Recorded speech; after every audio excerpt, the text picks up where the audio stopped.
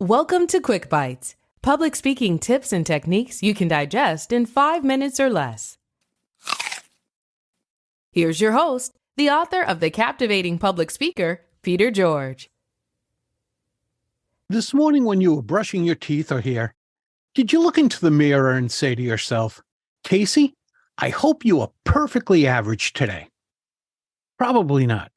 I hope not. Yet by definition, many of us will be perfectly average today. I'm not here to assert that you should 10x, 5x, or even 3x your efforts every day. However, I do suggest that you at least take advantage of the small opportunities to be above average when they present themselves. Case in point, recently I was at a talk given by a well-known person in her field. I'll call her Susan because, well, that's her name. Susan spoke for just under an hour, consistently delivering relevant information while keeping her audience completely enthralled. She was certainly a well above average speaker until she reached the end of her talk. This is where I believe you should have a compelling conclusion. Susan, however, had no conclusion. After completing her last talking point, she merely said, "You've been a great audience, and I hope you have found this information beneficial." Was her ending terrible? No, not really. Was it average? At best. So what could Susan have said? If she wanted to keep her ending simple, she could have asked, what was your greatest takeaway? And how are you going to use that to reach your objective?